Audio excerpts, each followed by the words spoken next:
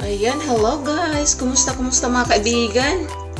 Maglungag tag tindok, no? Maglaga tayo ng tindok mga kaibigan. Ayan. Tanggalin ko muna yung mga tag. Hilaw pa po ito mga kaibigan ha, pero dilaw lang tingnan. Kasi nakulog, pero ang tigas pa niya. Hilaw na hilaw. Yan. Tsaka yung ating ilaw din dito medyo masilaw. Ito. Yan. So tanggalin ko lang yung tag.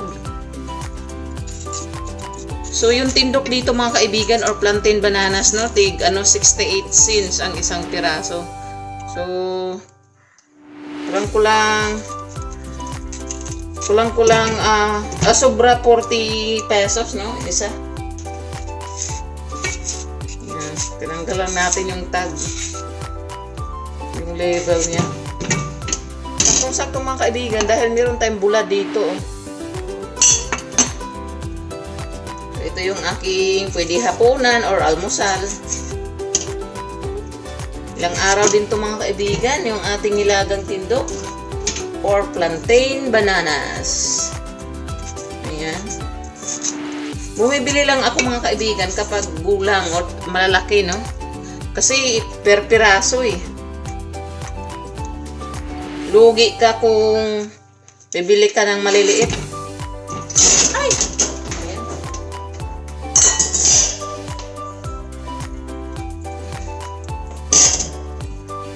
Tinatanggal ko yung tag kasi mapunta yan sa laman. Maganda yan. Ayan. So may tira ako doon na 6 na piraso o 7 point ko yun, gataan ko yun. Naubos na yung ginataan natin na isang kaldero. Kaya maggata na naman ako ng saging. Lagyan nating sago. Okay. Pero ito, laga ito guys kay magkinilaw din tayo bukas ng tuna. Sakto ito. Lagay lang natin to sa ref yung ating saging at initin lang natin sa microwave, no? Ubos na kasi yung supply ko na nilagang saging. Ang dami din nun. I-freezer ko lang lahat. Ayan. Sa mga 10 to 15 minutes lang yung pagluto dito mga kaibigan.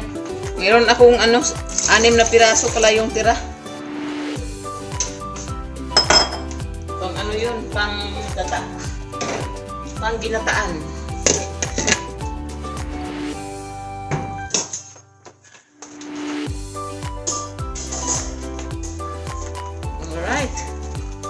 So, laga lang natin to mga 10 to 15 minutes, no? O depende kung Siguro 20 minutes pinakamatagal. 52 na. 5:52.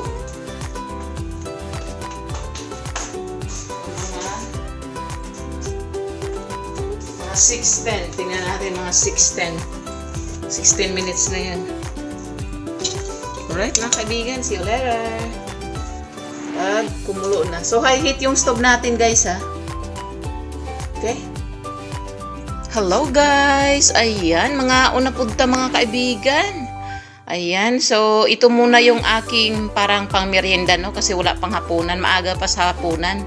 At nagkikrave ako ng saging na nilaga. So ito po yung plantain bananas or tindok mga kaibigan, no? Yan kasi yung laging meron dito sa aming local store. At meron tayong partner dyan, ang ating bulad na walang ulo. Ayan, then sukang pinakurat with sili. Hindi mawala ang aking kape mga kaibigan, no? Kasi tuwing kumakain ako, kailangan ko ng mainit na drinks, no? Like coffee. Ayan, so napakasarap mga kaibigan nitong plantain banana or tindok. Ayan, as you can see, nagbitakan na yung balat mga kaibigan, no? Ayan, ibig sabihin yan, gulang. Ayan. Napakamahal mga kaibigan, pero wala tayong magawa dahil ito yung ating kasiyahan, no? Simpleng pagkain, pero sobrang mahal dito sa Amerika. $68 ang isa, no? So, kulang-kulang $1 mga kaibigan. So, mga 40, sobra 40 pesos ang isang piraso. Ayan.